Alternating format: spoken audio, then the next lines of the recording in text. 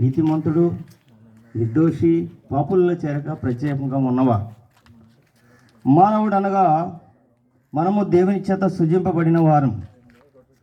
మనము దేవుని స్వరూపము, దేవుని పోలిక, దేవుని గుణగణాలు.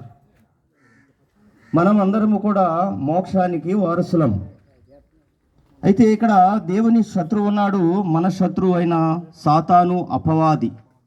ఈ పేర్లు గల ఈ వ్యక్తి దేవుని దగ్గర గర్వించి ఆ మోక్ష మార్గాన్ని కోల్పోయి ఈ భూలోకంలో వాడు పయనించి గెంటివేయబడ్డాడు. ఈ భూలోకంలో మానవుడు ఉన్నాడు. దేవునికి విరోధి, మనకి విరోధైన శత్రువు అయిన సాతాను, అపవాది ఈ భూమి మీదే ఉన్నాడు. వీడు మోక్షాన్ని పోగొట్టుకున్నాడు. దేవుడు వీడికి ఏర్పాటు చేసింది నరకము, అనగా అగ్నిగుండం. అక్కడ అగ్ని ఆరదు, పురుగు చావదు. అయితే దేవుని బిడ్డలైన మనం దేవుని రాజ్యానికి, అనగా మోక్ష రాజ్యానికి మనం అందరం వారసులం. అయితే ఈ సాతాను, అపవాది వీడు పన్నాగం ఏంటంటే దేవుని బిడ్డలైన మనల్ని దేవుని నుండి దూరపరిచి ఆ మోక్ష మార్గం నుండి మనల్ని వెళ్ళనివ్వకుండా దేవుడు వాడికి ఏర్పాటు చేసిన ఆ అగ్నిగుండంలోనికి, నరకంలోనికి వాడితో పాటు మనల్ని అందరినీ తీసుకెళ్ళిపోవాలనే వాడు పన్నాగము, వాడు దురుద్దేశం. ఆ విధంగానే మన పితరుడైన ఆదాము, మొదటి మానవుని, ఇదిగో దేవుని కన్నా మీరు గొప్పవాళ్ళు అయిపోతారు, ఇదిగో ఈ ఆజ్ఞను మీరు తినగా, దేవుడు ఆజ్ఞను అనగా ఏదైతే వృక్షఫలాన్ని తినొద్దన్నాడు, ఈ అపవాది సాతాను చేత ఆది మానవుడు, మన పితరుడు శోధింపబడి దేవుని ఆజ్ఞను మీరి ఆ వృక్షఫలాన్ని తినడం ద్వారా ఆజ్ఞాతిక్రమమే పాపము, పాపమును జీతము మరణము. ఆ విధంగా మానవుడు మరణాన్ని కొని తెచ్చుకున్నాడు. అంతేకాదు దేవుని రాజ్యానికి మనం వారసులం, మోక్ష రాజ్యానికి. ఆ మోక్ష రాజ్యానికి మనము దూరస్తులం అయిపోయాం.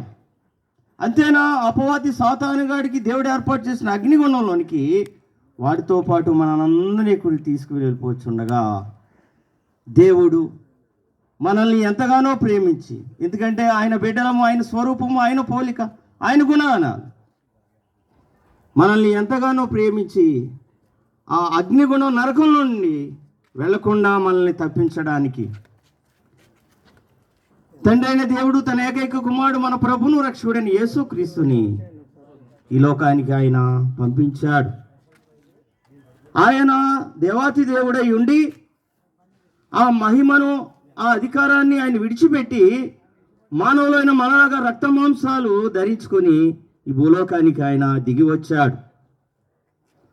ఆయన ఒక అధికారిగా రాలేదు, ఒక దేవునిగా రాలేదు, కానీ దేవుని కుమారుడైన ఆయన తగ్గించుకొని మనందరి రక్షణ నిమిత్తము మనుష్య కుమారునిగా ఈ లోకానికి వచ్చాడు. ఆయన యజమానిగా రాలేదు, దాసునిగా వచ్చాడు. దేవాతి దేవుడు ఎంత తగ్గించుకున్నాడు మనందరి రక్షణ నిమిత్తము. దాసునిగా వచ్చాడు, అనగా పనివాడిగా. ఇంకా ఎంత తగ్గించుకున్నాడు మనందరి రక్షణ నిమిత్తం, అనగా రిక్తునిగా, అనగా ఏమీ లేనివాడిగా. ఆకాశ పక్షులకు గూళ్ళను, నక్కలకు బొరియలుండు, కానీ మనుష్య కుమారునికి వాక్యంతను తలవాడానికి నివాసం లేకుండా ఈ భూలోకానికి ఆయన దిగి వచ్చాడు. దీనిల కారణము మనము చేసిన పాపాన్ని బట్టి మనము శిక్షకు అర్హులం అయిపోయాం.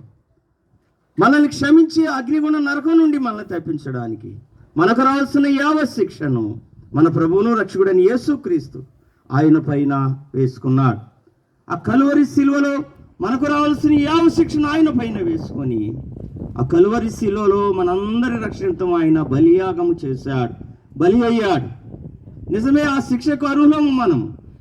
ఆకాశాన్ని భూమికి మధ్య మనం వేలాడదీయబడాల, ఆ శిక్షకు అర్హులము మనము.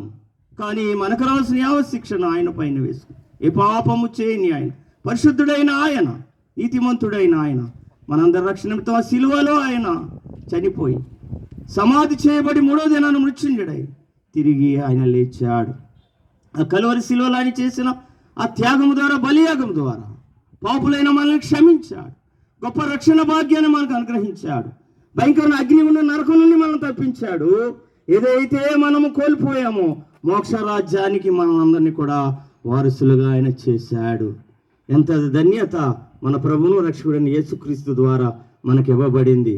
ఇదిగో మేము ఈ విధంగానే దేవుని దాసులు ఈ విధంగా సువార్తను ప్రకటిస్తుండగా దేవుడు తన పరిశుద్ధ వాక్యం ద్వారా మాతో మాట్లాడగా మేము వాక్యాన్ని విన్నాం, నమ్మాం, విశ్వసించాం, రక్షణను స్వీకరించాం. ప్రభువా మేము నేను ఘోర పాపినే, నన్ను క్షమించాను. మేమందరం కూడా ఒప్పుకున్నాం. దేవుడు పాపాల నుండి మమ్మల్ని క్షమించాడు, మమ్మల్ని రక్షించుకున్నాడు. ఇదిగో ఆ భయంకరమైన అగ్ని నరకం నుండి మమ్మల్ని తప్పించాడు, మోక్ష రాజ్యాన్ని మమ్మల్ని వారసులుగా చేశాడు. ఇదిగో ఈ మధ్యకాల సమయం నందు దేవుడు ఇదిగో ఈ శబ్ద యంత్రం ద్వారా మీ అందరితో కూడా మాట్లాడుతున్నాడు.